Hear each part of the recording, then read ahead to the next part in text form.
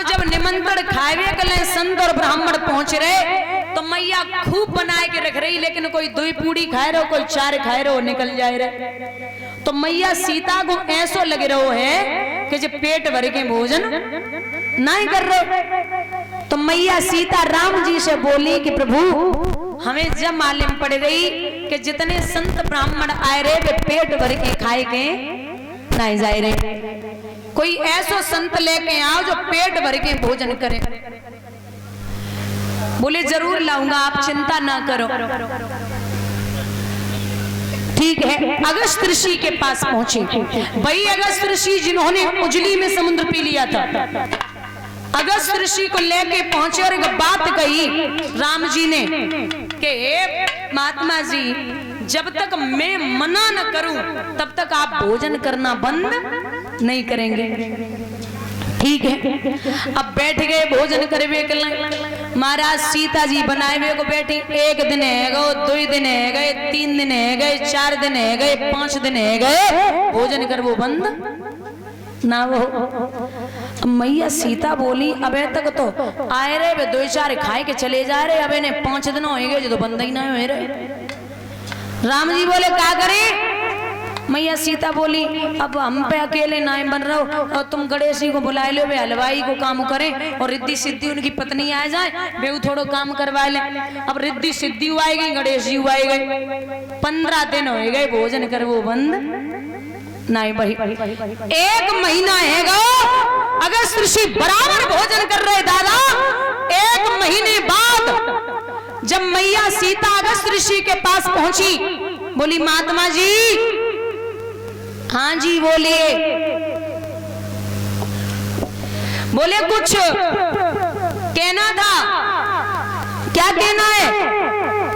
जवाब दिया मैया सीता ने कि बाबा जी 1 महीना है गो, हम आपसे जे कह रहे कि जब आधो भोजन हो जाते हो तो पानी पियो जाते हो।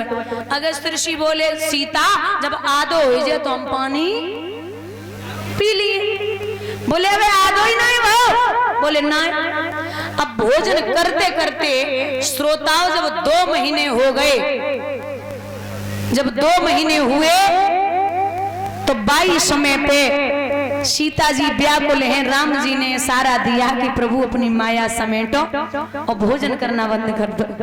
जब भोजन कर वो बंद भय, अब बोले पानी लाओ। जैसे ही पानी को नंबर वाओ, राम जी बोले जब 2 महीना भोजन कर सकते हो तो पानी कितनों पियोगे?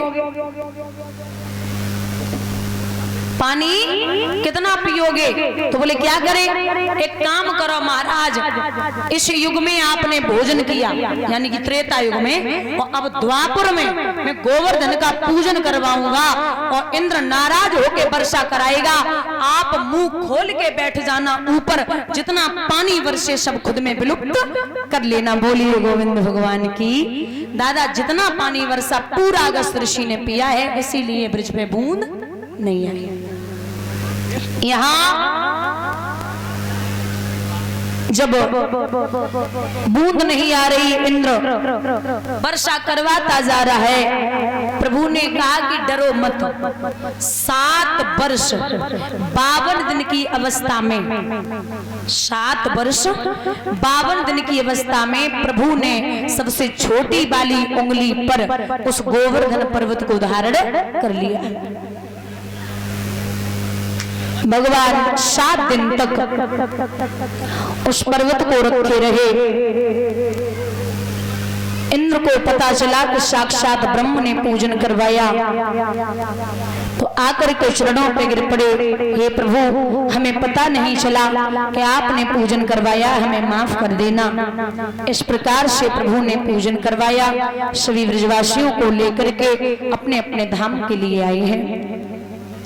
ये माल्यार्पण कर रहे हैं नाम राम नरेश दादाजी कलुपुरा और मुकेश कुमार बनवारा से आए हुए।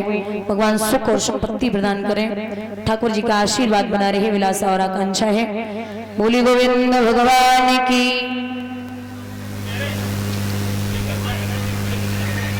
महाराज श्री सूत जी कहते हैं, सोनकादिक ऋषियों,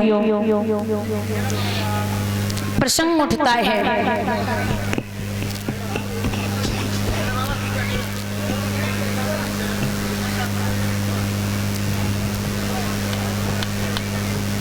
है, शांति से नहीं बैठा जा रहा, चुप हो जाइए माताओं। श्री सूत जी बोले, सौनकादिक ऋषियों, प्रसंग उठता है कि राधा का और कृष्ण का मिलन। एक बात बता दूं दादा, भागवत में राधा का नाम नहीं आया, भागवत में राधा का नाम नहीं आया, क्योंकि राधा श्री सुखदेव भगवान की इष्ट थी। जब ये रा कहते थे तो समाधि खिंचने लगती थी, और जब ये धा कहते थे तो समाधि लग जाती, इसलिए राधा शब्द को भागवत से हटा दिया। यहाँ इतने लोग बैठे हैं, भगवान कृष्ण की पहली पटरानी रुक्मिणी जी हैं, लेकिन कभी भी लोगों ने ये नहीं कहा बोलिए रुक्मिणी भगवान की जय। जो भी कहता वो यही कहता है बोलिए राधा कृष्ण भगवान की। एक उदाहरण आता है कि रुक्मिणी एक दिन सवाल करती हैं गोविंद से कि कन्हैया आप एक बात बताइए, मैं आपकी प्रथम पत्नी हूँ और लोग राधा का नाम लेते हैं, राधा में ऐसी कौन सी चीज है जो मुझ में नहीं है? रुक्मिणी से भगवान बोले, जाओ अगर संदेह रहे कि राधा में ऐसी कौन सी चीज है तो स्वयं आप जाकर के देख लो। रुक्मिणी ने 16 श्रृंगार किए, सज धज करके जब पहुंची हैं राधा जी के पास में, तो राधा पीले वस्त्रों में बैठी हुई। रुक्मिणी ने देखा तो राधा दिखने में तो बहुत सुंदर है, लेकिन श्रोताओं याद रखना राधा के पूरे शरीर में छाले पड़े हुए हैं।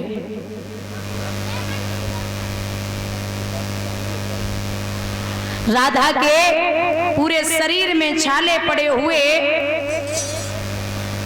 रुक्मिणी से रहा नहीं गया, पूछा बहना तेरे पूरे शरीर में छाले क्यों हैं? तो जवाब देती है राधा, अरे ओ गुइया, कल तूने मेरे कन्हैया को गर्म दूध दे दिया, कल तूने मेरे कृष्ण को गर्म दूध दे दिया और दूध पीने से उनके हृदय में छाले पड़ गए।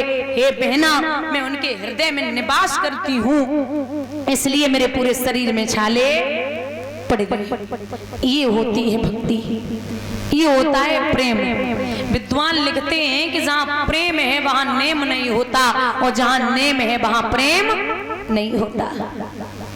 प्रेम वो है दादा, 56 प्रकार के भोजनों को भगवान छोड़ के काका विदुर जी के यहाँ पर जाकर के विदुर जी को पता चला कि कृष्ण आ रहे, तो पीछे वाले दरवाजे से निकल गए, बोले विदुरानी से कि आ रहा होगा कन्हैया, और खाने को दाने नहीं है तो क्या करना है, अब तू ही देखना क्या करना है। तो विदुर जी निकल गए, विदुरानी अकेली बैठी, जाए की आवाज लगाई, अरे ओ काकी दरवाजे खोलो।